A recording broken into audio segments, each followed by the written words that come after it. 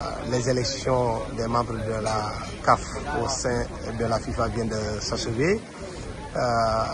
Vous n'avez pas pu tirer votre épingle du jeu. Comment est-ce que vous expliquez les résultats qui sont sortis des urnes? Écoutez, je ne suis pas dans le secret des dieux ni dans le secret de la conscience des électeurs. Mais à la computation des résultats, je vois que les choix se sont portés sur d'autres candidats, d'autres pairs qui étaient candidats membres du comité exécutif, ou même vice-présidents qui ont été préférés à ma propre personne et à d'autres. La lecture que j'en fais, c'est qu'on est en démocratie, c'est des élections. Je dois de manière crue accepter le résultat avec beaucoup de fair play, ce que je fais. Après, il y a certains constats qu'il y a lieu de faire par rapport à tout cela. En voyant au fil de la proclamation des résultats que c'était quelque part des votes bloqués, c'est ça qu'il s'agit.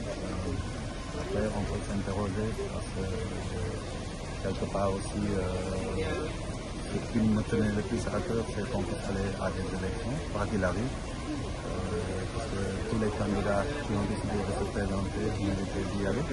Après, la seconde chose aussi, c'était qu'on puisse passer à un vote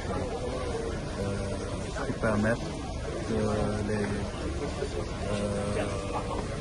suffrages s'expriment de la manière la plus claire, la plus transparente possible. Et quand on voit le résultat, on est un peu déçu parce qu'on se rend compte comme si tout était déjà joué d'avance. Qu'entendez-vous par là? Tout était joué d'avance? Écoutez, vous étiez dans la salle, vous avez fait le constat, c'est-à-dire quand on voit que sur les listes, les gens sortent par ordre chronologique de la même manière. Comment on peut interpeller ça? Pratiquement la grande majorité des votes sont sortis avec le même ordre chronologique de personnes. Et les mêmes personnes, répétitivement, parce que ce n'était pas un vote individuel. Si c'était pour un seul poste, on peut comprendre, mais c'est des votes groupés. Et comme par hasard, on pas attendu que on voyait que c'était les mêmes noms. Et ce qui plus est, on sait que la veille, le bruit a couru et même certains candidats ont porté auprès des votants l'idée qu'il y aurait une liste établie quelque part qui devrait s'imposer à tout le monde. En mémoire, je ne compte pas chercher le bouc émissaire. J'ai décidé de partir à des élections, j'ai perdu. J'étais là, tout le monde a voté, donc c'est le choix des votants. Est-ce que ce choix-là ne me questionne pas? Pour moi, ça me questionne. Il ne faut pas chercher des faux clients ou des boucs émissaires. Si les choses ne se passent pas normalement, il faut reconnaître que c'est nous-mêmes, il ne faut pas chercher la petite bête auprès soit de la FIFA, soit des gens ou même, comme on dit, de certains pays, on doit appliquer ce qui ont été proposés, on leur souhaite bonne chance. Et nous aussi, de notre côté, on en tirera certainement des conséquences par rapport au futur. Je dois dire qu'il me reste 2 ans de mandat au sein du comité exécutif parce que j'ai été élu en 2023 et je suis membre jusqu'en 2027. D'ailleurs, semble-t-il qu'on a utilisé ce moyen pour convaincre certains votants de ne pas voter en disant si Saint-Bord ne passe pas, il reste membre, donc il n'y a rien à faire. Mais l'un dans l'autre, la conséquence immédiate que j'en tire, à mon avis, c'est que dans cette situation-là, je me vois mal continuer comme premier vice-président. Parce qu'il y a une logique et une cohérence dans tout. Et moi, j'aime bien rester sur notre position et rester cohérent. À partir du moment où j'ai été avec des vice-présidents, des membres simples qui ont été élus, et moi, je ne les. Est-ce que je suis légitime pour pouvoir les diriger? Je pense que non. Et j'ai informé le président Patrice Mathieu. À partir de ce moment-là, je deviendrai membre simple du comité exécutif, mais je me dédierai pleinement à ma mission, pas de contribuer dans la modeste mesure de mes compétences au développement du football africain et mondial. C'est ça qu'il faut retenir globalement. Et vous me permettez aussi de remercier les Sénégalais pendant tous ces jours. J'ai vu comment ils se sont mobilisés derrière ma candidature. Moi-même, j'étais finalement énormément surpris de cet engouement de cette candidature. Et moins pour moi-même que pour eux, j'ai eu une sorte de pression parce que je me disais que vraiment je suis si je n'étais pas élu. Et je voulais ici les remercier la presse sénégalaise, la presse internationale, dont certains membres ont prononcé même en amont sur certaines situations qu'on traitait aux uns et aux autres et qui semblent s'être avérées parce que quand on voit les résultats, il ne faut pas se cacher derrière son petit doigt, on sait que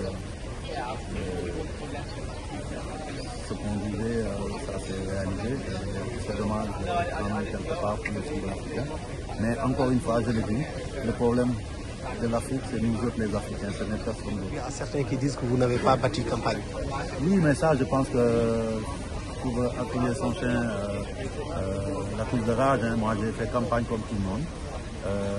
Dans la période critique, je n'ai pas voulu faire comme tout le monde, appeler les gens, parce que je pense que je me demande si dans ces partis qui sont en conformité avec l'équipe, si on attend les élections à la veille pour organiser des activités, attirer les présidents de fédération ou les représentants chez soi, je n'ai rien à dire pour ça. Moi-même, je suis allé en Mauritanie, parce que je savais que j'allais croiser d'autres collègues là-bas.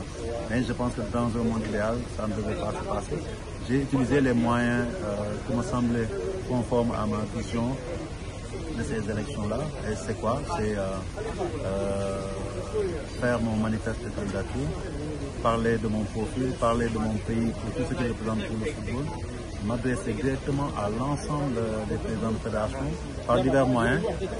Tous mes collègues présidents ont reçu mon document par WhatsApp, ils l'ont reçu par email de ma fédération, de fédération à fédération, ils l'ont reçu même par DHL. Et à chaque fois que j'ai eu l'occasion, que ce soit en Mauritanie, à Praia quand on était là-bas, mais ici aussi à la région, j'ai parlé à tout le monde. Après, c'est des choix qui sont faits. Je ne pense pas qu'aujourd'hui on puisse défendre ces manques. Ils disent qu'il y a eu certains candidats qui ont été soutenus par leur État. On parle de la Côte d'Ivoire et d'autres pays. Ce n'est pas le cas du Sénégal apparemment. Qu'en est-il exactement? Écoutez, moi je pense que je ne vais pas entrer aussi dans ce terrain. Je pense qu'aujourd'hui, au même titre que j'ai remercié les Sénégalais, je remercie les autorités sénégalaises parce qu'au moment de déposer ma candidature, quand on est parlé à l'autorité, le ministre et donc il m'a donné son bénédiction, son onction pour que je puisse y aller. Avant de venir ici aussi, elle m'a appelé pour savoir ce que je pouvais faire. Et on a échangé sur ça. Il a promis de voir avec les autorités ce qui pouvait être fait. Mais comme j'ai dit, aujourd'hui, de par mon cursus, de par mon background, c'est vrai, on est dans un domaine qui est pratiquement diplomatique. Un appui plus conséquent de l'État aurait pu servir, je pense. Hein. Mais quelque part aussi, je pense que cela n'a pas été déterminant. On se connaît tous, on sait ce qu'on représente les uns les autres. C'est des choix qui ont été faits dans des conditions particulières. C'est aussi qu'au niveau du pays, il faut le reconnaître, il y a tellement d'urgence de l'heure que moi-même, je n'ai pas voulu vraiment déranger outre mesure les autorités. Et c'est aussi simple que ça.